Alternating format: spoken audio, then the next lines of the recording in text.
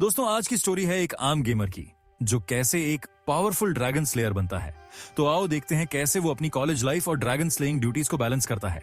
एकदम मजा आने वाला है। एकदम शुरू से शुरू करते हैं। एक नॉर्मल सा टीनेजर था अपना मिंगफेई, जो बस वीडियो गेम्स में घुसा रहता था। वो एक इंट्रोवर्ट बंदा था और अपने ही दुनिया में खोया रहता था। उसे इस बात का घमंड था कि वो सर्वर का एक टॉप प्लेयर है। एक दिन वो अपने एक ऑनलाइन फ्रेंड के साथ मैच खेल रहा था और अपने कीबोर्ड पर एकदम मचा रहा था। जब वो मैच जीत गया तो उसका फ्रेंड ऑफलाइन चला गया और बेचारा मिंगफेई दुखी हो गया कि कोई और ऑनलाइन नहीं था उसके साथ खेलने के लिए।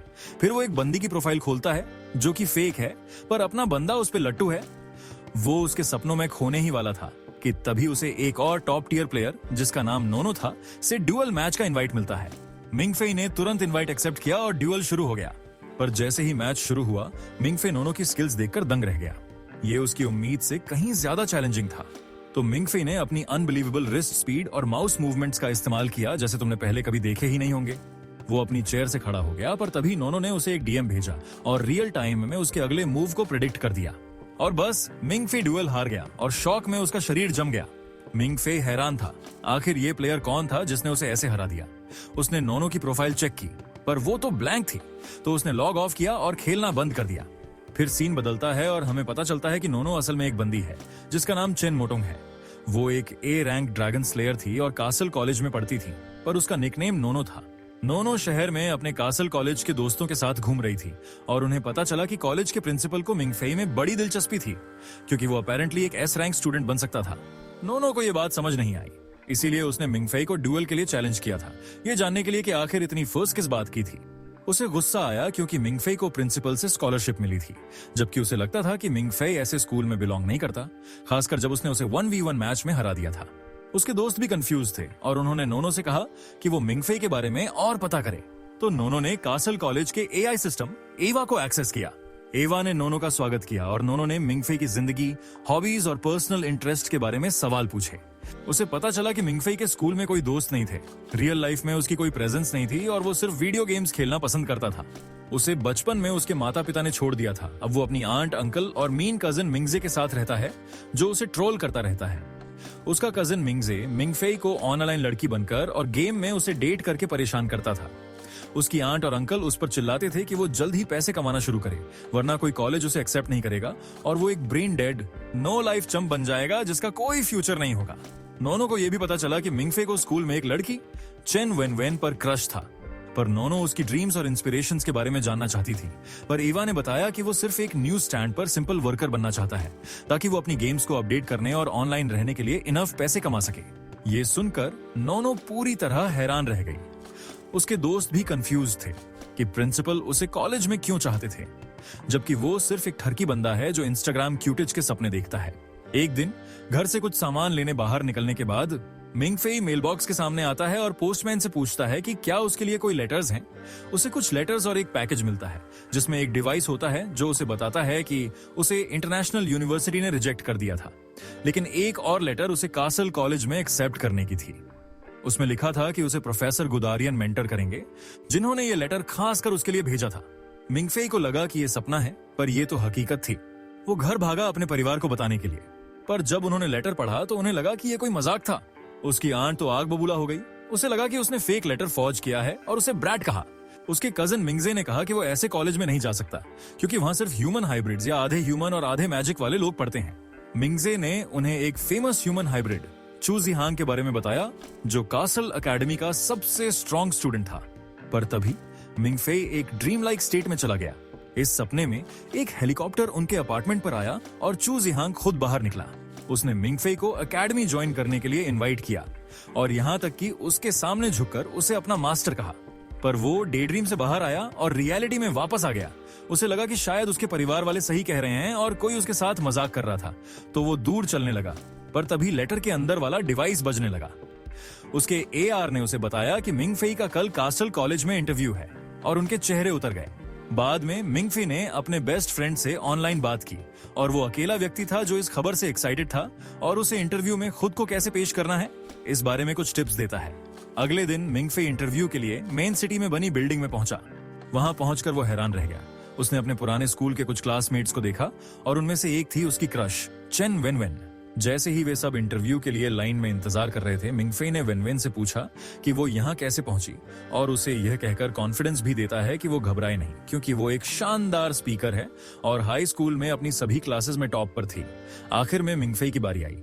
उसने पिछले दिन कई इंटरव्यू के सवालों के जवाब स्टडी किए थे, पर जब एग्जामिनर ने उससे सवाल पूछे तो वे पूरी तरह रैंडम थे, जैसे कि क्या वो एलियंस में बिलीव करता है, जिसने उसे पूरी तरह से चौंका दिया, क्योंकि वो उम्मीद कर रहा था कि वे उससे कुछ नॉर्मल पूछेंगे, जैसे वो कहां बड़ा हुआ और उसकी लाइफ स्टोरी। पर इंटरव्यूअर्स में से एक ने उसे बताया कि उसे उसकी लाइफ स्टोरी में इंटरेस्ट नहीं है और वो सिर्फ इन सिंपल क्वेश्चंस के आंसर्स चाहता था, क्योंकि वे बेहद जरूरी थे। उसके बाद मिंगफेई ने बताया कि हाँ, वो एलियंस में बिलीव करता है और हर रात वो तारों को देखता है। उसने उन्हें बताया कि यूनिवर्स बहुत विशाल है और अर्थ से परे और गैलेक्सी में कहीं और प्लैनेट्स पर जीवन जरूर होगा। इन रैंडम क्वेश्चंस के बाद वो उठा और एग्जामिनर से अपोलोजाइज करते हुए कहा कि उसने शायद गलत कॉलेज के लिए साइन अप कर लिया था और बिल्डिंग से बाहर निकल गया। जैसे ही वो बाहर चल रहा था, हमने एक आदमी को बिल्डिंग में तूफान की तरह घुसते देखा, जिसने दोनों एग्जामिनर्स का सामना किया। वो आदमी प्रोफेसर गुदारियन निकला। उन्होंने बताया कि मिंगफेई ने पहले सवाल के बाद ही इंटरव्यू छोड़ दिया था, तो प्रोफेसर गुदारियन उन दोनों पर चिल्लाए, कहा कि उन्हें उसे रुकने के लिए भीख मांगनी चाहिए थी और उन्हें उसे कॉल करके वापस बुलाना चाहिए। पर इंटरव्यूअर कंफ्यूज था कि प्रोफेसर उसके जाने पर इतना गुस्सा क्यों थे। घर जाते हुए मिंगफेई ने वेनवेन को देखा और उसने मिंगफेई से पूछा कि क्या वे ग्रेजुएशन पार्टी में साथ जाना चाहता है। मिंगफेई ने एक्सेप्ट कर लिया। मिंगफेई उम्मीद कर रहा था कि वो एक दिन वेनवेन से शादी करेगा और अपनी बाकी जिंदगी उसके साथ शहर में बिताएगा और सेटल हो जाएगा, क्योंकि उसे लगा था कि उसने कासल कॉलेज में एंट्री का मौका गंवा दिया है। पर जब वो घर पहुंचा तो उसकी आंट ने उसे बताया कि प्रोफेसर गुदारियन ने कॉल किया था और मिंगफेई ने इंटरव्यू पास कर लिया था और वो कासल कॉलेज में एनरोल हो सकता है। अगले दिन वे प्रोफेसर गुदारियन से बात करने के लिए बिल्डिंग वापस गए और इस बार उसकी आंट, अंकल और कजन भी उसके साथ थे। उसकी आंट तुरंत पैसों के बारे में जानना चाहती थी। टीचर ने उसे बताया कि उसकी स्कॉलरशिप के तौर पर उसे हर साल उसके बैंक में $36,000 मिलेंगे और वो एकेडमी में रहेगा। इतनी बड़ी रकम सुनकर उसकी आंट ने उसे ज्वाइन करने के लिए भीख मांगी। प्रोफेसर ने उन्हें बताया कि वे मिंगफेई को इसलिए चाहते थे क्योंकि मिंगफेई की सोल में एक रेयर 100-year-old टैलेंट समाया हुआ है। पर इससे उसकी आंट और अंकल कंफ्यूज्ड हो गए। फिर उन्होंने मिंगफेई की माँ और पिता का लिखा एक लेटर निकाला और पता चला कि वे कासल एकेडमी के ऑनररी स्टूडेंट्स थे। मिंगफेई शॉक में था, क्योंकि उसने हमेशा सोचा था कि उन्होंने उसे बिना किसी कारण के छोड़ दिया था, पर वे पूरे समय स्कूल में पढ़ रहे थे।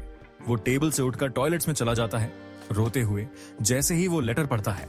उसकी माँ बताती है कि उनके साथ क्या हुआ था और उसने उसे उस रात क्यों छोड़ा था, और उसने हमेशा उसे प्यार किया है, पर अपने ब्लड लाइन के कारण उसे कैसल कॉलेज अटेंड करना पड़ा था। उसने प्रोफेसर से यह भी कहा था कि जब मिंगफेई बड़ा हो जाएगा तो वो प्रिंसिपल से उसे स्कॉलरशिप देने का अनुरोध करना चाहती थी और उसके लिए सिर्फ एक अच्छे जीवन की कामना करती है। इसी पल नोनो उसके पास आती है, क्योंकि वो बंदियों के बाथरूम में रो रहा था, और उसे कहती है कि अगर वो ऐसे रोने वाला है तो उसे यहाँ से चले जाना चाहिए। एक बार जब वो वापस आता है तो प्रोफेसर उससे पूछते हैं कि वो स्कूल में एनरोल होने के बारे में क्या सोचता है, पर वो उन्हें बताता है कि उसे और समय चाहिए। हालांकि ये फैसला सुनकर नोनो उन सभी को बताती है कि मिंगफेई की कंफ्यूजन का कारण एक लड़की है जिस पर उसे क्रश है। ये बात मिंगफेई को शॉकिंग लगी और वो पूरी तरह से हैरान है कि वो चेन वेनवेन को कैसे जान सकती है। पर फिर नोनो ने बताया कि उसने बस रैंडमली गेस किया था, लेकिन उसके बाद वो खुद ही बता देती है कि वो कौन है, क्योंकि उसने कुछ ऐसा कहा जो उसने उसे ड्यूअल मैच की रात गेम में कहा था। और मिंगफेई को तुरंत याद आया और उसे पता चला कि मोटोंग असल में नोनो है और वही इंसान जिसने उसे गेम में हराया था। वो छत पर बैठा था और सोच रहा था कि उसे उसके प्राइवेट अफेयर्स के बारे में इतना सब कुछ कैसे पता चला। वो अपना फोन निकालता है और चेन वेनवेन के प्रति अपने फीलिंग्स कन्फेस करना शुरू करता है। पर जैसे ही वो ये कर रहा था, नोनो उसके पीछे आ जाती है, उसे चौंकाते हुए। वो उसे बताती है कि एवा आर्टिफिशियल इंटेलिजेंस आसानी से उसकी लोकेशन लोकेट कर सकती है और वो यहाँ प्रोफेसर गुदारियन के ऑर्डर्स पर आई थी ताकि उसे एकेडमी ज्वाइन करने के लिए एक आखिरी बार मना सके। पर मिंगफेई फिर से कंफ्यूज है, सिर्फ अपनी क्रश वेनवेन की वजह से। नोनो उसे बताती है कि वेनवेन उसे वापस पसंद नहीं करती है और वो एकेडमी ज्वाइन करने का अपना चांस उस इंसान के लिए बर्बाद कर देगा जो उसे प्यार भी नहीं करती। पर वो अभी भी सोचता था कि उसके पास चांस है, क्योंकि उसने उसके साथ पार्टी में जाने का ऑफर दिया था। नोनो उसे समझाती है कि वो गलत चॉइसेस क्यों ले रहा है और कहती है कि अगर वो अभी ज्वाइन नहीं करता है तो ये उसे हमेशा के लिए अफेक्ट करेगा। अगले दिन मिंगफेई चेन वेनवेन से मिलता है कल की ग्रेजुएशन पार्टी के लिए कुछ सामान खरीदने के लिए। पर जब वे बाहर होते हैं, नोनो फिर से उसके पास आती है और उसे तुरंत वेनवेन को छोड़ने की सलाह देती है। उसने कहा कि प्रोफेसर आज रात जा रहे हैं, इसलिए उसे तब तक अपना फैसला लेना होगा। हालांकि मिंगफेई ने पहले ही ग्रेजुएशन पार्टी में वेन वेन से अपने फीलिंग्स कन्फेस करने का प्लान बना लिया था, इसलिए उसने फिर से उसका ऑफर रिफ्यूज कर दिया। मिंगफेई को काफी समय तक मिरर में अपनी कन्फेशन प्रैक्टिस करते देखा जाता है ताकि वो कल के लिए तैयार रहे। मिंगफेई के पास एक पैसा भी नहीं था, तो उसने वेन वेन को देने के लिए जमीन से फूल तोड़े। जबकि पार्टी शुरू होने ही वाली थी, उसका दोस्त जाओ मेंग हुआ उसे एक सूट लाता है। सूट पहनने के बाद वो ग्रेजुएशन के मेन स्टेज की ओर बढ़ता है और 2 अन्य स्टूडेंट्स का स्वागत करता है जो सूट पहने हुए हैं। मिंगफे बंदी को प्रपोज करने के लिए पूरी तरह रेडी था और फूलों के साथ स्टेज पर जाने का फैसला करता है ताकि अपने प्यार का इजहार कर सके। हालांकि जैसे ही वो अपनी स्पीच कहने वाला होता है, जाओ मंगहुआ हाथ में कुछ फूलों के साथ बाहर निकलता है और चेन वेन वेन को प्रपोज करता है। गदारी करत है। इस पूरे समय जाओ मेंगहुआ उसके साथ एक प्रैंक खेल रहा था और इससे भी बुरा यह था कि चेन वेन वेन भी इसमें शामिल थी और उसने भी मिंगफे के सामने जाओ मेंगहुआ के प्रति अपनी फीलिंग्स व्यक्त की और वे वहीं डेटिंग शुरू कर देते हैं। मिंगफे पूरी तरह से खामोशी में खड़ा रह जाता है, अपने करीबी दोस्त के बिट्रेयल को महसूस करते हुए, और उसका दिल पूरी तरह से टूट जाता है। जब मिंगफे गहरी उदासी और रिजेक्शन महसूस कर रहा था, तभी नोनो सबसे खूबसूरत आउटफिट में प्रकट होती है। उसके क्लासमेट्स उसे देखकर चौंक जाते हैं। वो अपने क्लासमेट्स के साथ मिंगफे के पास आती है और लड़कियों को उसका आउटफिट बदलने का संकेत देने के लिए ताली बजाती है। गॉर्जस नोनो मिंगफे के साथ आर्म लॉक करती है, जबकि वेन वेन और जाओ मेंगहुआ को कहती है कि मिंगफे के पास यहाँ रहने से ज्यादा जरूरी काम है, और ये बात मंगहुआ को अनॉयड करती है। तो नोनो उन दोनों से कहती है कि ये आखिरी बार है जब वे मिंगफे का ये वर्जन देखेंगे और बिल्डिंग से बाहर निकल जाती है। नोनो उसे कहती है कि वो एक आखिरी बार पीछे मुड़कर देख सकता है, पर मिंगफी रिफ्यूज करता है और एक सख्त लौंडे की तरह पीछे मुड़कर नहीं देखता। वे निकलने के बाद काफी देर तक ड्राइव करते हैं जब तक उनकी कार में गैस खत्म नहीं हो जाती। वे कहीं रुकते हैं गैस टैंक के रिफ्यूल होने का इंतजार करने के लिए, पर यहीं नोनो मिंगफे को बताती है कि वो प्रिंसिपल एंड प्रोफेसर के सामने फेल नहीं हो सकती। किसी भी कीमत पर तुम्हें कासेल एकेडमी आना ही होगा। पर मिंगजे नोनो को उसका साथ न छोड़ने के लिए थैंक्स कहता है और रिकंसिडर करता है और कासल कॉलेज ज्वाइन करना चाहता है। तो नोनो एवा को उसके फैसले के बारे में इन्फॉर्म करती है और एवा मिंगजे का पहली बार स्वागत करती है और उसे उसके सभी करंट स्टैटिस्टिक्स देती है। उसे एस रैंक स्टूडेंट कहती है, साथ ही एक स्टूडेंट आईडी कोड और कॉलेज के बारे में सभी जानकारी भी देती है। तभी नोनो उसे क्राउन पहनाती है, उसे कॉलेज का किंग घोषित करती है, भले ही उसने अभी तक कुछ भी नहीं किया है। वो उसे बताती है कि उससे पहले भी लोगों को क्राउन पहनाया गया है, जैसे उसके माता पिता को। हालांकि लोग क्राउन के लिए मार सकते हैं। वो उसके सामने सबमिट करती है और उसे बताती है कि वो उसकी पर्सनल सबऑर्डिनेट होगी और उसे कॉलेज में इतने सालों तक पढ़ाई करके जो ज्ञान मिला है उससे उसे गाइड करेगी। तो वो खुशी खुशी उसे दोस्त के रूप में एक्सेप्ट कर लेता है। एवा मिंगजे की सारी जानकारी सिस्टम पर सेव कर लेती है और ये कासल कॉलेज में पढ़ने वाले सभी अन्य स्टूडेंट्स को नोटिफाई कर देता है। कुछ दिनों बाद हम मिंगफी को एयरपोर्ट पर देखते हैं, जहां वो ऑफिसर से सीसी लाइन के बारे में पूछता है, जिस पर उसे कॉलेज जाने के लिए जाना था। लेकिन ऑफिसर कहता है कि ऐसी कोई लाइन नहीं है और वो भिखारियों का मनोरंजन नहीं करता। मिंगी खुद को और अपने $20 को देखता है और कहता है कि वो भिखारी नहीं है। लेकिन फिर वो चारों ओर देखता है तो उसे कई दूसरे भिखारी दिखते हैं जो बिल्कुल उसी की तरह दिखते हैं, उनके पीठ पर फटे पुराने सामान के साथ। ऑफिसर उसे कहता है कि वो चाइनीज एम्बेसी जाए और वहां रहने और खाने का इंतजाम मांगे, और फिर चला जाता है, उसे एक ठगा हुआ एनपीसी जैसा महसूस कराते हुए। वो मैकडोनाल्ड्स में बर्गर लेने का फैसला करता है, लेकिन उसे सर्विस देने से मना कर दिया जाता है क्योंकि वे भी भिखारियों को सर्विस नहीं देते। तभी उसकी मुलाकात फिंगर नाम के एक सिल्वर हेयर्ड लड़के से होती है। पता चलता है कि वो भी कंगाल है, क्योंकि वो मिंगफे से सोडा खरीदने के लिए कुछ पैसे मांगता है। वो उसके हाथों को देखता है और उसके हाथ में कासल एकेडमी का कार्ड नोटिस करता है और उसे पूछता है कि क्या वो वहां का स्टूडेंट है, और खुद भी एक ऐसा ही कार्ड निकालता है। वो कहता है कि वो उसका सीनियर है और फिर बस मजे के लिए उसके पैसे ले लेता है। बाद में उस रात वे दोनों साथ बैठे थे और फिंगर बताता है कि वो अपने 8वें साल में था, जबकि आमतौर पर एक स्टूडेंट 4 या 5 सालों में ग्रेजुएट हो जाता है। उसे लगातार 4 बार एक ग्रेड रिपीट करना पड़ा। वे दोनों मेट्रो स्टेशन पर बैठते हैं और सीसी लाइन का इंतजार करते हैं जिस पर उन्हें कॉलेज जाना था। फिंगर बताता है कि कॉलेज एक वैली में छिपा है और वहां पहुंचने का सबसे आसान तरीका सीसी लाइन है, जब तक तुम्हारे पास प्राइवेट जेट ना हो और हेडमास्टर की परमिशन ना हो। वे आधी रात तक इंतजार करते हैं, फिर सो जाते हैं और मिंगफे को एक सपना आता है जहां वो खुद को रोब्स में दौड़ते हुए लोगों के साथ एक वॉर में पाता है। और फिर वो जागता है और स्टेशन की विंडो के बाहर एक मून देखता है और जमीन पर उसके बगल में एक छोटा लड़का बैठा था। लड़का उसे देखता है और उससे ऐसे बात करता है जैसे वो मिंगफे को जानता हो और उसे ब्रदर कहता है। पर फिर मिंगफे फिर से जागता है और पता चलता है कि उसने बस एक सपना देखा था। तभी फिंगर भी जागता है और कहता है कि सीसी लाइन आ गई है। वे दोनों एक आदमी को हाथ में बेल लेकर उनकी ओर आते हुए सुनते हैं। आदमी अनाउंस करता है कि सीसी 1000 एक्सप्रेस ट्रेन आ गई है। फिंगर उसके पास जाता है और आदमी उसे कहता है कि उसने उसकी फेलियर वाली फेस वहां देखने की उम्मीद नहीं की थी, और फिंगर कहता है कि उसे फिर से डिमोट कर दिया गया है और उसने कंसेक्यूटिव डिमोशंस का रिकॉर्ड बना लिया है, जिससे वो जी ग्रेड से एफ पर आ गया है। उसके बाद मिंगफेई भी कंडक्टर के पास जाता है और उसे बताता है कि वो एक नया स्टूडेंट है जिसका नाम मिंगफेई है। उसका नाम सुनकर कंडक्टर घबरा जाता है और पूछता है कि क्या वो सच में नया एस ग्रेड स्टूडेंट है, और पूछता है कि प्रोफेसर उसे पिकअप करने के लिए अपने प्लेन में क्यों नहीं आए। ये सुनकर फिंगर भी घबरा जाता है और फिर मिंगफेई खुद घबरा जाता है। इसके साथ वो चेक इन करता है और पूरा एयरपोर्ट रोशन हो जाता है और अंडरग्राउंड पैसेजवे उसके लिए खुल जाता है और सीसी 1000 एक्सप्रेस ट्रेन प्रोफेसर गुदारियन के साथ आती है। वे सब ट्रेन में सवार हो जाते हैं और स्टूडेंट्स अपनी यूनिफॉर्म्स बदलते हैं।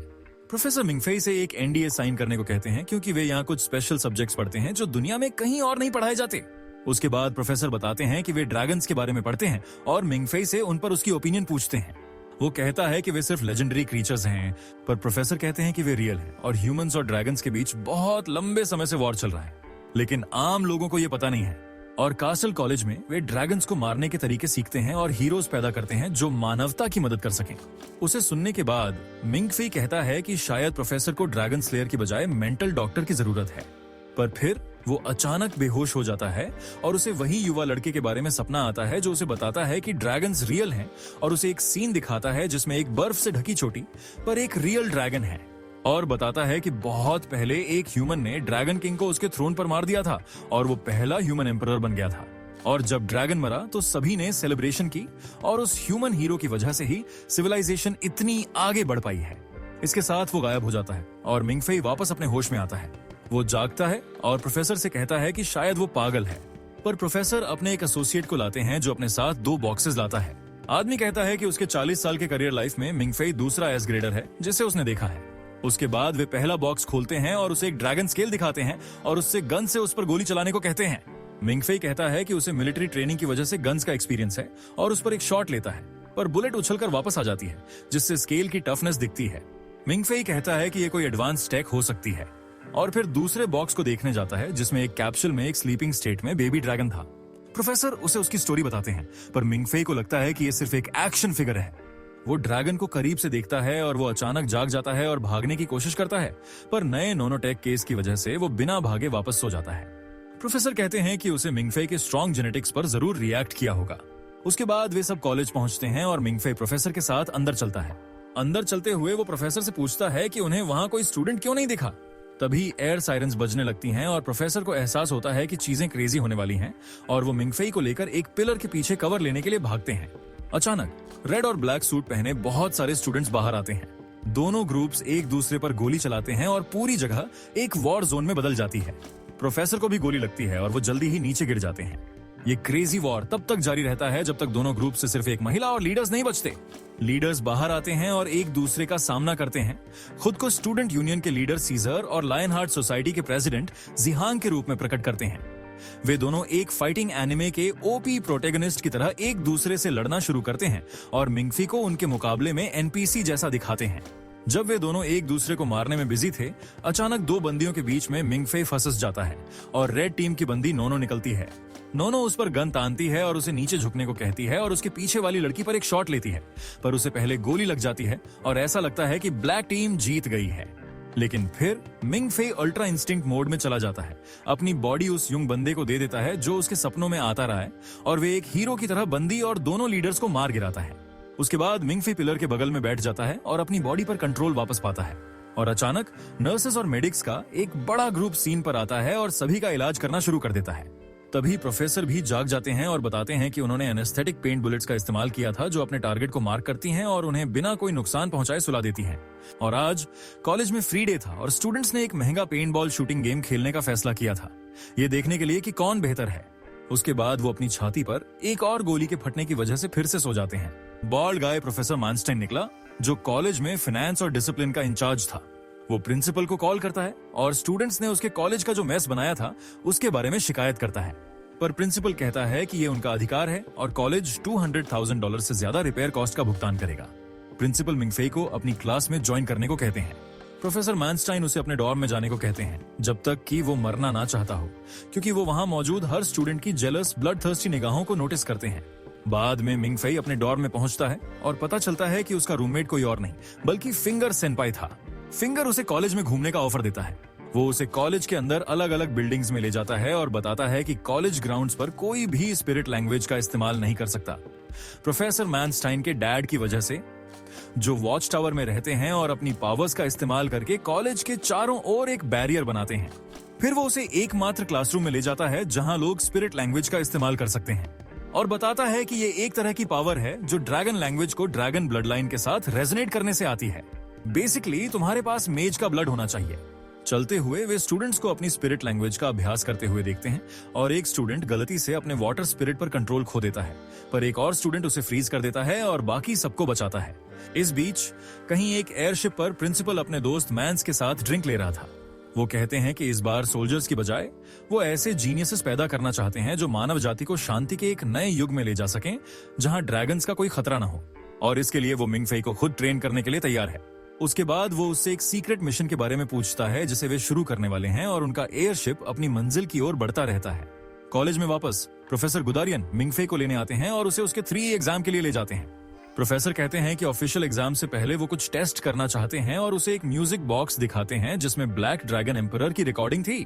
वो बताते हैं कि ड्रैगन ब्लड लाइन वाले सभी लोग उसके सब्जेक्ट से हैं और जब वो ये रोर छोड़ता था तो उसके नीचे सभी ड्रैगन्स उसके थ्रोन की दिशा में झुक जाते थे।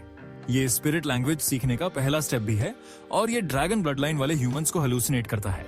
वो रिकॉर्डिंग बजाते हैं और मिंग फेई से पूछते हैं कि क्या उसने कुछ देखा, और मिंग फेई कहता है कि उसे सिर्फ नींद महसूस हुई और कुछ खास नहीं। ये सुनकर प्रोफेसर सोचने लगते हैं कि ये कैसे हो सकता है उसके ग्रेड एस ब्लड लाइन को देखते हुए, और फिर पैनिक में लाइब्रेरी की ओर भागते हैं और प्रोफेसर मानस्टाइन को भी वहां बुलाते हैं। लाइब्रेरी में वे पुराने रिकॉर्ड स्टडी करते हैं और पता चलता है कि मिंग फेई एम्परर के लेवल का कोई हो सकता है या व्हाइट ड्रैगन के ब्लड लाइन वाला कोई हो सकता है।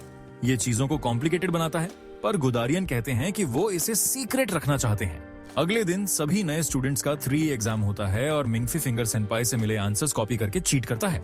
उसे फिर से यंग बंदे का सपना आता है जो खुद को उसका भाई मिंग्स बताता है, और मिंग फे 3 घंटे के एग्जाम में 2 घंटे सो जाता है। क्या ही बात है। बाद में उस रात मिंग फे को एक बेल सुनाई देती है और उसे फिर से मिंग्स का सपना आता है जहां लड़का उसे बताता है कि ये बेल ऑफ डेथ है और इसका मतलब है कि कोई मरने वाला है और उसे मुसीबत में पड़ने वाला है, पर ये एक अपॉर्चुनिटी भी हो सकती है। मिंग फे सोचता है कि नोनो ने उसे छत पर कैसे ढूंढा था और कहता है कि वो चाहता है कि उसके पास अपना मैप ओपन रखने की एबिलिटी हो ताकि वो दुनिया में हर चीज की लोकेशन और लेआउट देख सके। मिंग्स एक स्पेल का इस्तेमाल करके इसे ग्रांट करता है और मिंग फी असल में जागता है। फिंगर उसे बुला रहा था कि इमरजेंसी अलार्म बज गया है। वे सब बाहर भागते हैं और नोटिस करते हैं कि सभी ए ग्रेड और ऊपर के स्टूडेंट्स को मीटिंग हॉल में इकट्ठा होना है, जहां प्रोफेसर्स उन्हें बताते हैं कि एक मिशन के दौरान उन्हें ब्रॉन्ज ड्रैगन किंग का महल मिला था और उनके 2 बोर्ड मेंबर्स वहां फंस गए हैं। वे उन्हें महल में मिली ड्रैगन राइटिंग की कुछ पिक्चर्स दिखाते हैं और उनसे इसे डिकोड करने की कोशिश करने को कहते हैं। सिर्फ 20 मिनट्स बचे थे और वे पूरी दुनिया से मदद मांग रहे थे। इस बीच मिंग फे एक डूफस की तरह चारों ओर देखता है और सिर्फ नोट करता है कि हर कोई अपना बेस्ट कर रहा है। तभी वो मोटिवेटेड होता है और उसे अपने ओपन मैप के बारे में याद आता है और उसका इस्तेमाल महल से बाहर निकलने की खोजने के लिए करता है और उसे सबमिट करता है। इसके साथ वे इसे महल में मौजूद लोगों को भेज पाते हैं और उनके लिए बाहर निकलने का रास्ता खोज लेते हैं, पर पता चला कि उनके पास किनारे तक आने के लिए इनफ ऑक्सीजन नहीं बचा था। ये दोनों मेंबर्स वही लोग थे जिन्होंने मिंग फे का इंटरव्यू लिया था और वे दोनों एक दूसरे से प्यार करते थे। वे सरफेस तक पहुंचने के लिए अपना पूरा जोर लगाते हैं और कोकून डिलीवर करते हैं जिसे उन्होंने महल से रिट्रीव किया था, पर रास्ते में उन पर ड्रैगन किंग के रिटेनर एक सी ड्रैगन द्वारा हमला किया जाता है और ये उन दोनों को मार देता है। सी ड्रैगन कोकून वापस पाने के लिए उनके पीछे चेस करना शुरू कर देता है, पर मैंस अपने मरे हुए पार्टनर्स का बदला लेने के लिए पूरी ताकत से लड़ता है। ये एक लंबी चेस बन जाती है जहां सी ड्रैगन मैंस की सेक्रेटरी को भी मारने में कामयाब हो जाता है। एयरशिप की पावर भी खत्म होने लगती है, पर फिर मैंस नोटिस करता है कि वे डैम के करीब हैं और वो शिप को सीधे उस ओर जाने का आदेश देता है, पर तभी मैंस ने देखा कि वो एक डैम के पास है। उसने शिप को सीधे डैम की तरफ जाने को कहा ताकि सी ड्रैगन उनका पीछा करे और डैम के गेट्स के बीच कुचलकर मर जाए। उनका प्लान सक्सेस हो गया, लेकिन ड्रैगन ने मरने से पहले मैंस के स्टमक में अपना एक दांत शूट कर दिया। बाद में प्रिंसिपल अनाउंस करता है कि उनका मिशन सफल रहा और वे मिंग फे और अन्य स्टूडेंट्स की मदद से इंपॉर्टेंट ड्रैगन राइटिंग और आर्टिफैक्ट्स हासिल कर पाए। उसके बाद कॉलेज में बेल बजती है जो उनके कुछ मेंबर्स की मौत का संकेत देती है। हॉल से बाहर निकलते हुए जिहांग मिंगफेई को उसके कंट्रीब्यूशन के लिए थैंक्स कहता है और उसे लायन हार्ट सोसाइटी में उसके सक्सेसर के रूप में ज्वाइन करने के लिए इनवाइट करता है, पर मिंगफेई रिफ्यूज करता है। एयरशिप में वापस प्रिंसिपल अपने मरते हुए दोस्त के साथ बैठता है। वो उसे मिशन के बारे में रिपोर्ट करता है और उसे स्टूडेंट्स से उनके नुकसान की जानकारी सीक्रेट रखने को कहता है। इसके अलावा वो उसे अपनी अडॉप्टेड डॉटर नोनो पर भी नजर रखने को कहता है ताकि वो सुरक्षित रहे। कुछ दिनों बाद मिंगफी को स्टूडेंट यूनियन की ओर से एक बॉल डांस के लिए ऑनलाइन इनविटेशन मिलता है। फिंगर उसे बताता है कि स्टूडेंट यूनियन का leader Caesar famous western Gattuso family का हेयर बनने वाला है। वो अपनी स्पीच में काफी एरोगेंट है।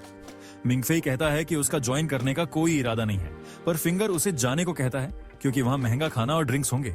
बाद में उस रात वे बॉलरूम में जाते हैं और पता चलता है कि नोनो असल में सीजर की फियांसे है और उसने ये पार्टी उसका हैप्पी बर्थडे बताने के लिए रखी थी। वे सब डांस करते हैं और फिंगर मिंगफेई को खींच लिया क्योंकि उसे पता था कि उसे कोई लड़ी डेच की डांस के लिए नहीं पूछेगी। लेकिन तभी एक ब्लॉन्ड हेयर्ड नई स्टूडेंट उसके पास आती है और उसे एक शानदार डांस करने में मदद करती है। उनका डांस देखकर सब लोग उनके लिए चीयर करने लगे। जब परफॉर्मेंस खत्म हुई तो सीजर ने मिंगफे को अपने बगल में खड़े होने के लिए इनवाइट करता है, पर मिंगफे कहता है कि उसे सोचने के लिए समय चाहिए और फिर नोनो को ढूंढने के लिए बाहर चला जाता है। वो उसे एक पहाड़ी की चोटी पर ड्राइव करने के लिए इनवाइट करती है और वे दोनों ड्राइव करके चले जाते हैं। इस बीच कॉलेज में हाई सिक्योरिटी अलर्ट हो जाता है क्योंकि 13 इंट्रूडर्स फैसिलिटी में घुसपैठ करते हैं और ऐसा लगता है कि वे कोकून के पीछे थे। सीजर और जिहांग अपने ग्रुप्स को इकट्ठा करते हैं और इंट्रूडर्स को पकड़ने के लिए की पोजीशंस पर तैनात हो जाते हैं। वे 13 इंट्रूडर्स में से 7 को तेजी से पकड़ने में कामयाब हो जाते हैं, पर उनमें से कोई भी अपने लीडर की आइडेंटिटी रिवील नहीं करता। प्रिंसिपल और प्रोफेसर मानस्टाइन ने अपने पिता नाइट वॉचर से स्पिरिट लैंग्वेज सील को अंडू करने की रिक्वेस्ट कि ताकि वे अपनी पावर्स का इस्तेमाल कर सकें। रिक्वेस्ट मान ली गई और इसके साथ ही एनिमीज भी अपनी स्पिरिट लैंग्वेज का इस्तेमाल करके सबसे छिप गए। उनमें से 4 सीजर के स्थान में अपने लीडर के साथ घुसते हैं, जबकि एक ब्लॉन्ड हेयर्ड लड़की को जिहांग से निपटने के लिए भेजा जाता है और एक क्राइम मास्टर गोगो लुकलाइक को कोकून को रिट्रीव करने का सबसे जरूरी मिशन सौंपा जाता है। लीडर अपनी आइडेंटिटी मई के रूप में प्रकट करती है और वो उन लोगों में से एक की बहन है जो पिछले मिशन में कोकून को रिट्रीव करने में मर गए थे। वो कहती है कि वे वहां सिर्फ अपने एम्प्लॉयर द्वारा दिए गए मिशन को पूरा करने के लिए आई हैं। सीजर अपनी स्पिरिट लैंग्वेज को साइथ कहता है, जो उसे अपने चारों ओर के एरिया में सबसे छोटी मूवमेंट्स को भी डिटेक्ट और रिएक्ट करने में सक्षम बनाती है। इस एबिलिटी के साथ वो उनकी संख्या को कम करने में कामयाब हो जाता है और अंत में सीजर और माई ही एक दूसरे का सामना करने के लिए बचते हैं। माई के पास अपनी प्रेजेंस को कंसील करने और सुपर स्पीडी मूवमेंट का इस्तेमाल करके दुश्मन को एक असैसिन की तरह सटीक स्ट्राइक देने की एबिलिटी है। ये सीजर की एबिलिटी के बिल्कुल ऑपोजिट है और उनका क्लैश एक ड्रॉ में खत्म होता है। दूसरी ओर जिहांग को मिंगफे के अलावा स्टूडेंट्स में से एक सबसे प्योर ब्लड लाइन वाला दिखाया गया है और उसकी स्पिरिट लैंग्वेज की एबिलिटी ड्रैगन किंग्स फ्लेम्स है, जो उसके चारों ओर किसी भी चीज को आग लगाने और उसे कंट्रोल करने की एबिलिटी है। पता चला कि दुश्मन की तरफ की ब्लॉन्ड लड़की के पास भी ये रेयर एबिलिटी है और ये फ्लेम्स का एक बराबर क्लैश बन जाता है। इस बीच crime master Gogo underground chamber तक पहुंचने में कामयाब हो जाता है जहां एआई रहती है। वो अंडरग्राउंड रिसर्च फैसिलिटी तक पहुंचने में कामयाब हो जाता है जहां कोकून रखा गया था, पर रास्ते में वो गलती से अपना फोन खो देता है और एक लॉक्ड डोर भी खोल देता है जो सपोजिडली 1912 से वहां था। अंत में वो फैसिलिटी के अंदर घुस जाता है और प्रिंसिपल को वहां रिसर्चर्स को कोकून दिखाते हुए देखता है और उन सभी को नोटिस होता है कि कोकून पर एक क्रैक है और सीटी स्कैन रिपोर्ट से उन्हें पता चला कि ये एक एक्सीडेंट की बजाय हैच प्रोसेस की वजह से बनी थी। साइंटिस्ट कोकून को काटने की कोशिश करते हैं, ये देखने के लिए कि उसके अंदर कोई जिंदा चीज है या नहीं, पर प्रिंसिपल उन्हें धमकी देते हैं और उन्हें बाहर जाने को कहते हैं क्योंकि वे कॉलेज पर एक ड्रैगन को अनलीश करने का रिस्क नहीं ले सकते। जैसे ही प्रिंसिपल उन लोगों को बाहर छोड़ने गए, वो क्राइम मास्टर गोगो अंदर घुस गया और उसने कोकून की पिक्चर्स ली। उसने सोचा कि इसे तोड़ियाज कर ले जाएगा ताकि उसे 5 मिलियन का रिवॉर्ड मिल सके, लेकिन उस कोकून के बहुत पास आने से उसे इल्यूजन्स दिखने लगी और उसने अपना प्लान बदल दिया। वो खाली हाथ वापस जाने लगा, पर तभी सबको सरप्राइज करते हुए एक शैडोई फिगर उसके पीछे आया और उसने खुद ही सील को तोड़ेच दिया। उसने कोकून को अपना कुछ खून पिलाया ताकि ड्रैगन किंग कॉन्स्टेंटाइन को अनलीश किया जा सके। कॉलेज में वापस सीजर और माई की लड़ाई एक ड्रॉ में खत्म होती है जब एक मैसिव ब्लास्ट उन दोनों को दूर धकेल देता है। वे देखने जाते हैं कि इसका क्या कारण था और जमीन पर जलते हुए फुटप्रिंट्स पाते हैं जो संकेत देते हैं कि ये जिहांग और दूसरी लड़की का काम हो सकता है। जबकि ये सब हो रहा था, हमारा बंदा मिंगफे अपनी हॉट दोस्त नोनो के साथ पहाड़ी की चोटी पर राइड का आनंद ले रहा था।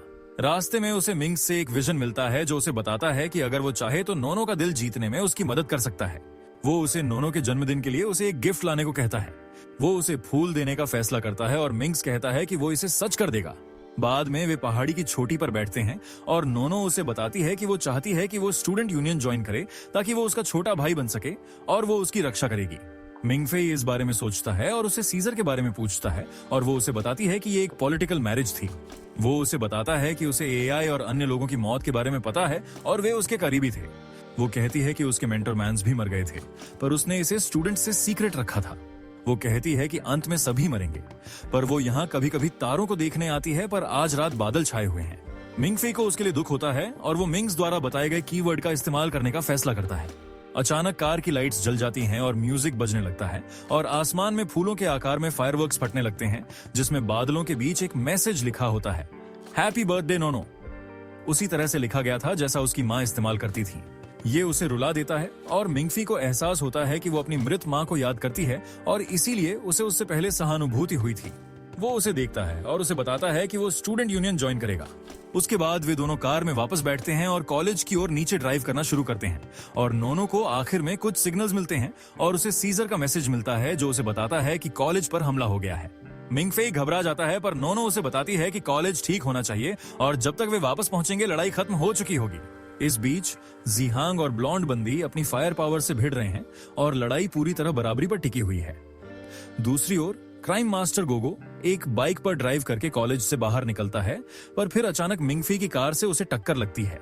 वो मिंगफी को हॉस्टेज बना लेता है और वे दोनों आमने सामने आते हैं और पता चलता है कि वो लड़का असल में मिंगफी का लीग ऑफ लेजेंड्स दोस्त टाइलर है और उसका असली नाम टैग है। वे दोनों एक दूसरे को पहचानते हैं और थोड़ी दोस्ताना नोकझोंक के बाद फिर वो मिंगफी की मदद मांगता है और मिंगफी उसे हॉस्टेज के रूप में ले जाने देता है। तभी पीछे से कुछ गिरने की आवाज आती है और अचानक चारों तरफ अजीब सी गर्मी फैल जाती है। वे मुड़कर देखते हैं तो सामने एक शख्स दिखाई देता है, पूरा फ्लेम्स में लिपटा हुआ, बिल्कुल द वॉकिंग डेड के किसी ज़ॉम्बी की तरह उनकी ओर बढ़ रहा है, बस अपने भाई को तलाशते हुए। वे सब उससे भागते हैं और स्टूडेंट्स उस पर गोली चलाना शुरू करते हैं, पर बुलेट लड़के तक पहुंचने से ठीक पहले पिघल जाती है। प्रोफेसर समझ जाते हैं कि ये लड़का असल में कोकून से निकला हुआ एक ड्रैगन किंग है, फायर और ब्रॉन्ज का ड्रैगन किंग। वो अपने आसपास की आग और ब्रॉन्ज को मैनिपुलेट कर सकता है, जिसकी वजह से सारी बुलेट्स उसके सामने बेकार हो जाती हैं। वो आगे बढ़ता रहता है और अपने भाई को ढूंढ रहा था। मिंगफेई और बाकी लोग एक पिलर के पीछे छिप जाते हैं और आखिर में सीजर, माई और फिंगर से मिलते हैं। उन सभी को शक होता है कि बच्चा मिंगफेई के पीछे है और वे आग वाले बच्चे को दूर रखने के लिए एक पूल के अंदर छिप जाते हैं, जबकि सीजर और माई उससे लड़ने के लिए बाहर रहते हैं। माई का कॉन्ट्रैक्टर उसे कॉल करता है और उसे बताता है कि वो लड़का असल में ड्रैगन किंग कॉन्स्टेंटाइन है और वो अभी एक अनस्टेबल स्टेट में है और जल्द ही उसका शरीर डिसइंटीग्रेट हो जाएगा, जिसके परिणाम स्वरूप एक तूफान आएगा जो हिरोशिमा और नागासाकी पर गिरे न्यूक्लियर बॉम्ब्स को फायरवर्क्स जैसा दिखाएगा। वो सुझाव देती है कि वे कॉलेज में अपनी प्रैक्टिसेस के लिए इस्तेमाल की जाने वाली फेक बुलेट्स का इस्तेमाल करें, क्योंकि उनमें कोई मेटल नहीं है। वे सभी ये जानकारी पाते हैं और बच्चे को रबर बुलेट से गोली मारना शुरू करते हैं। अंदर मिंगफेई को लगता है कि बच्चा अंदर चलने वाला है और इसलिए वो दूसरे दो को बताता है और वे सब अपनी सांस रोकते हैं और पानी के अंदर छिप जाते हैं। मिंगफेई थोड़ी देर तक अपनी सांस रोकता है, पर फिर ऊपर आता है और खुद को एक और दुनिया में पाता है। वो सोचता है कि ये उन सपनों में से एक होना चाहिए जहां वो मिंग से मिलता है और उसे बुलाना शुरू करता है। वो पूल से बाहर निकलता है और एक वैली से चलता है और वहां एक युवा लड़का पाता है और उससे पूछता है कि ये जगह क्या थी। बच्चा मुड़ता है और वो कॉन्स्टेंटीन तो निकलता है और वो कहता है कि उसे लगता है कि वे पहले कहीं मिले थे। कॉन्स्टेंटीन उसे एक मेनियक की तरह सूंघना शुरू करता है और तभी मिंग्स आता है और उसे दूर किक करता है और उसे किसी और को भाई कहने को कहता है। तभी मिंगफेई जागता है और पता चलता है कि कॉन्स्टेंटीन असल में वहीं था और फिंगर और टैग पूल में अब नहीं थे। जल्द ही प्रिंसिपल अंदर आते हैं और मिंगफेई को अपने साथ आने को कहते हैं। वो उसे एक ऊंचे टावर पर ले जाते हैं और उसे एक गन और एक स्पेशल ड्रैगन किलिंग बुलेट देते हैं। वो कहते हैं कि वो चाहते हैं कि वो इस बुलेट का इस्तेमाल ड्रैगन को मारने के लिए करे और सिर्फ वही कर सकता है उसके हाई ग्रेड ब्लड लाइन की वजह से। प्रिंसिपल कहते हैं कि वो आगे जाएंगे और उसके लिए एक ओपनिंग बनाएंगे ताकि वो कॉन्स्टेंटाइन को मार सके। इस बीच कॉन्स्टेंटीन पर रबर बुलेट्स की लगातार बरसात हो रही थी। वो नीचे झांकता है और टैग और फिंगर को देखता है, तभी खुलासा होता है असली टारगेट टैग था, मिंगफेई नहीं। वो अपनी पावर्स पर कंट्रोल खोना शुरू करता है और अपने असली ड्रैगन फॉर्म में बदल जाता है। पर फिर प्रिंसिपल कूदते हैं और अपनी स्पेशल टेक्निक टाइम जीरो का इस्तेमाल करके उसके चारों ओर सब कुछ धीमा कर देते हैं और मिंगफेई को निशाना लगाने और लड़ाई खत्म करने के लिए एक घाव काटते हैं। मिंगफेई मिंग्स की कुछ मदद से शॉट लेता है और ड्रैगन की पावर्स को नलिफाई कर देता है। उसके बाद प्रिंसिपल सभी को रियल बुलेट्स पर शिफ्ट होने का आदेश देते हैं। कॉन्स्टेंटीन नीचे भागता है और टैग के सामने खड़ा हो जाता है और उसके लिए सभी बुलेट्स को ब्लॉक करता है और अंत तक उसे ब्रदर कहता है। टैग को नहीं पता होता कि वो क्या कह रहा है और फॉरेस्ट में भागना शुरू करता है, पर रास्ते में उसे अपनी पिछली जिंदगी से विजन्स आने लगते हैं और आखिरकार उसे एहसास होता है कि वो असल में फायर और ब्रॉन्ज का ड्रैगन किंग नॉर्टन है और कॉन्स्टेंटीन उसका छोटा भाई था। अपने भाई को अपनी आंखों के सामने मरते देखकर वो वापस अंडर वाटर पैलेस जाता है और अपनी स्ट्रेंथ रिकवर करना शुरू करता है और अपने सर्वेंट सी ड्रैगन को भी जगाता है। दूसरी ओर प्रिंसिपल नाइट वॉचर के साथ एक मीटिंग करता है और रिवील करता है कि वे ड्रैगन्स को सच में क्यों नहीं मार सकते, क्योंकि वे मरने से पहले अपने सभी डीएनए के साथ ये कोकून्स बनाते हैं और ये अंततः एक नए ड्रैगन किंग में हैच हो जाता है। इसीलिए यह सुनिश्चित करने के लिए कि वे सच में एक ड्रैगन किंग का अंत करें, उन्हें गुस्सा दिलाना होगा और लड़ने के लिए तैयार करना होगा जब उन्होंने ये कोकून नहीं बनाया हो। तो ये नॉर्टन को मारने का सही समय है, क्योंकि वो अभी अभी जागा है। इस बात को ध्यान में रखते हुए वे महल पर हमला करने की योजना बनाते हैं और सीजर, नोनो, मिंगफेई और ब्लॉन्ड बंदी की एक टीम बनाते हैं। पहले तो मिंगफेई पूरी तरह से इसके खिलाफ था, पर नोनो और अन्य लोगों से कुछ इंकरेजमेंट मिलने के बाद वो आखिरकार मिशन एक्सेप्ट करता है और सभी के साथ ट्रेनिंग शुरू करता है। उसकी मिनी ट्रेनिंग आर्क खत्म होने के बाद वो एयरशिप में सवार होता है और वे सब ड्रैगन किंग्स पैलेस जाते हैं और नोनो और मिंगफेई को नीचे जाकर एरिया एक्सप्लोर करने और ड्रैगन किंग की प्रेजेंस कंफर्म करने के लिए चुना जाता है। वे दोनों नीचे जाते हैं और एआई और उसके पार्टनर यू की तरह उसी रास्ते का पालन करते हैं। वे अंततः ड्रैगन किंग के चेंबर तक पहुंचते हैं और जगह की तलाश करते हैं और कुछ साइकोलॉजिकल टेक्निक्स के साथ ये कंफर्म करने में कामयाब होते हैं कि ये जगह असल में ड्रैगन किंग का कमरा था, जहां वो अपने छोटे भाई कॉन्स्टेंटीन के साथ रहता था। उसके बाद वो दोनों कुछ रिसर्च स्टफ लेकर वापस सरफेस की तरफ जाने लगे, पर तभी शहर शिफ्ट होने लगा, बिल्कुल उसी तरह जैसे पहले हुआ था। अब ये बाहर निकलने के लिए ट्रैप्स और टाइम के खिलाफ एक रेस बन गया था। रास्ते में उन्हें कॉर्प्स मिला जिसके पास एक बहुत बड़ी बुक थी। उन्होंने वो बुक ले ली और किसी तरह बाहर निकलने में कामयाब रहे। बाहर आते आते मिंगाई का स्विमिंग गियर खराब हो गया, तो नोनो ने उसे अपना गियर दे दिया और कहा कि वो बाकी का रास्ता खुद ही तय कर लेगी। इसी बीच ऊपर एयरशिप पर सी ड्रैगन का अटैक हो गया और उसने एयरशिप का एक इंजन डिस्ट्रॉय कर दिया। सीजर ने कंट्रोल संभाला और सबको भागने का ऑर्डर दिया, पर सी ड्रैगन ने उनका पीछा नहीं छोड़ा और उन्हें एक क्लिफ की तरफ ले गया जहां नॉर्टन खड़ा था। नॉर्टन ने नीचे छलांग लगाई और सी ड्रैगन की राइड करने लगा। उसने अपनी पावर्स का इस्तेमाल करके सी ड्रैगन के साथ कंबाइन किया और एक ड्रैगन लॉर्ड बनता है। ड्रैगन लॉर्ड एयरशिप का पीछा करने लगा। यह देखकर सीजर ने वापस लड़ने का डिसाइड किया। जब उसे पता चला कि जिहांग भी वहीं है, जिहांग की एबिलिटी की मदद से वे ड्रैगन लॉर्ड का ध्यान भटकाएंगे और फिर जिहांग उस पर एक पावरफुल अटैक करेगा। जब उनकी एबिलिटीज टकराएंगी तो एक बहुत बड़ा एक्सप्लोजन होगा जो सभी को अंधा कर देगा और उसी समय वे एक स्पेशल मिसाइल लॉन्च करेंगे जो सीधे नॉर्टन की असली बॉडी पर लगेगी और उसे पूरी तरह से नष्ट कर देगी। उन्होंने मिंगफी और नोनो के लिए एक रेस्क्यू पॉड नीचे फेंका और उस ड्रैगन लॉर्ड से लड़ना शुरू कर दिया। सीजर ने अपनी आंखों पर ब्लाइंडफोल्ड बांध ली और अपनी एबिलिटी को एक्टिवेट करके उस ड्रैगन पर एम किया। नॉर्टन ने सारी बुलेट्स को ऐसे डिफ्लेक्ट किया जैसे वो कोई साउथ का हीरो हो, पर यह सब सीजर के प्लान के हिसाब से हो रहा था। उसने अपनी टेक्निक रिलीज की और जिहांग सामने आया, जिसने ऊपर से नॉर्टन पर अपने किंग फ्लेम से अटैक किया। नॉर्टन ने भी उसी तरह का अटैक किया और जैसा कि प्रिडिक्ट किया गया था, एक्सप्लोजन इतना बड़ा था कि सीजर को छोड़कर बाकी सब अंधे हो गए। सीजर ने ब्लॉन्ड गर्ल को मिसाइल लॉन्च करने का कमांड दिया। मिसाइल नॉर्टन की असली बॉडी पर लगा और उसे ओशन की गहराई में भेज दिया। इस तरह उनकी विक्ट्री हो गई। इस बीच मिंगफेई और नोनो को एस्केप पॉड मिला। नोनो मिंगफेई को अंदर धकेलती है और दरवाजा लॉक कर देती है। मिंगफेई सोचता है कि वो क्या कर रही है, पर तभी ड्राउनिंग ड्रैगन लॉर्ड उसके सीने को अपने एक स्टिंगर से छेद देता है और उसे डेड डोनट गैंग में शामिल कर देता है। अपनी वर्जिनिटी खोने के अपने एकमात्र चांस को अपनी आंखों के सामने खोता देखकर मिंगफेई टैंट्रम फेंकना शुरू करता है और पागल हो जाता है। ये उसे इनर रेल्म में ले जाता है जहां वो मिंग से मिलता है, जो उसे ड्रैगन किंग को हराने और अपनी पोटेंशियल वाइफ को बचाने में मदद करने का ऑफर देता है। मिंगफेई उसके शब्दों में इंटरेस्टेड हो जाता है, पर खुद पर बहुत गुस्सा महसूस करता है कि वो हमेशा एक बेकार सा लूजर रहा है। वो हमेशा दूसरों को उसे बचाने देता है और दूसरों की मदद के लिए कुछ नहीं कर पाता। फिर मिंग्स इतिहास का सबसे ओपी जुत्सु कमेताची यनलिंग जुत्सु के बारे में बताता है और उसे यूज करने की उसकी सीक्रेट टेक्निक भी, पर उसके लिए उसे उसके साथ एक डिमोनिक पैक्ट करना होगा जहां वो उसकी 4 इच्छाओं को पूरा करेगा और उसे नोनो को बचाने और ड्रैगन किंग को हराने देगा। बदले में उसके जीवन और शरीर का अधिकार अगर वो कभी अकेला महसूस करने का दावा करता है तो, और उसके अपने जीवन का एक हिस्सा। मिंग फे शर्तों को एक्सेप्ट करता है और मिंग्स अपनी पावर का इस्तेमाल करके उसे बहुत सारी ओपी एबिलिटीज देता है, जैसे कि सभी प्रकार की स्पिरिट लैंग्वेजेस का उपयोग करना और कुछ स्टैट बूस्ट। उसने उसे उस बुक के बारे में भी बताया जो उसके पास थी और कहता है कि ये असल में 7 हथियारों 7 डेडली सिंस का कंटेनर है, जिन्हें आयरॉनिकली खुद नॉर्टन ने बहुत पहले ह्यूमंस को मारने के लिए बनाया था। सब कुछ जगह पर होने के बाद मिंग फे एस्केप पॉड से बाहर आता है और नोनो को रेस्क्यू करता है। वो अपनी नई एबिलिटीज की बदौलत अब पानी के नीचे सांस ले सकता है और वो नोनो के घाव को भरता है और उसके पेट से निकले हुए स्पाइक को नष्ट कर देता है।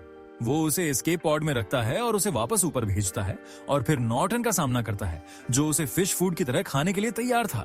मिंग फे उसकी टेक्निक्स को सील करने के लिए स्पिरिट ब्लॉक का इस्तेमाल करता है और फिर मैसिव ड्रैगन लॉर्ड से लड़ने के लिए 7 डेडली सिंस को अनलीश करता है। उनकी लड़ाई कुछ देर तक चलती रही, जहां वे एक दूसरे पर ब्लोज और स्ट्राइक्स एक्सचेंज कर रहे थे। आखिरकार नॉर्टन ने उसे अपने बराबर माना और चालाकी से छिपने का फैसला किया। उसने अंधेरे में से उस पर स्ट्राइक करने और उसे हराने का प्लान बनाया, पर मिंग फे ने उसकी लोकेशन पता लगाने के लिए साइथ का इस्तेमाल किया और उस पर काउंटर अटैक किया। वो उसके असली बॉडी के सामने आ गया। जब उसने उसका चेहरा देखा तो उसे एहसास हुआ कि वो उसका दोस्त टाइलर टैंग है और वो बहुत दुखी हो गया। वो उस पर फाइनल स्ट्राइक नहीं कर पाया। नॉर्टन ने उसे उसकी गर्दन से पकड़ा। तभी मिंग्स ने कहा कि मिंग फे हमेशा से एक सॉफ्टी रहा है और उसने मिंग फे की बॉडी पर कंट्रोल कर लिया और नॉर्टन को 7 डेडली सिंस में से एक वेपन से स्टैब कर दिया और उसे डूबने के लिए छोड़ दिया। ऊपर सरफेस पर सीजर और बाकी लोगों ने नोनो को बचाया और उसे मेडिकल ट्रीटमेंट दिया। ब्लॉन्ड हेयर्ड गर्ल जीरो ने मिंग फे को ओशन की सरफेस पर देखा और उसे बचाने के लिए नीचे गई। वो उसे एयरशिप पर ले आई। इस बीच नॉर्टन ने अपनी आखिरी सांस के साथ एक फाइनल अटैक लॉन्च करने का फैसला किया, लेकिन माई ने उसे ड्रैगन किलिंग बुलेट से मार गिराया। इस तरह नॉर्टन का चैप्टर खत्म हो गया। यह सब खत्म होने के बाद प्रिंसिपल मिंग फे को बुलाते हैं और कॉलेज वापस जाते समय उससे एक मीटिंग करते हैं। वो बताते हैं कि टैग कौन था और रिवील करते हैं कि ड्रैगन किंग्स अपने डीएनए के साथ ये कोकून्स कैसे बनाते हैं ताकि नए बॉडीज में पुनर्जीवित हो सकें। टैग नॉर्टन का रिवाइवल बॉडी था और जब उसने अपने भाई को अपनी आंखों के सामने मरते देखा तो उसकी असली यादें वापस आने लगीं और वो नॉर्टन के रूप में रिबॉर्न हो गया। मिंग फे ये सब सुनता है पर अभी भी अपने ऑनलाइन दोस्त के लिए दुखी महसूस करता है। प्रिंसिपल ने उसे कहा कि उसे बैड फील नहीं करना चाहिए क्योंकि उसने लाखों जानें बचाई हैं, और फिर उससे ये सब सीक्रेट रखने को कहते हैं क्योंकि उन्हें नहीं पता कि नॉर्टन असल में कैसे मरा।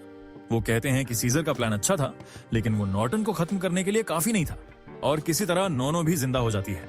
उन्हें यकीन है कि मिंग फे उनसे कुछ छिपा रहा है और मिंग फे मिंग्स के साथ अपने कॉन्ट्रैक्ट के बारे में सोचता है और कहता है कि वो समझ गया और प्रिंसिपल का थैंक्स करता है कि उन्होंने और सवाल नहीं पूछे।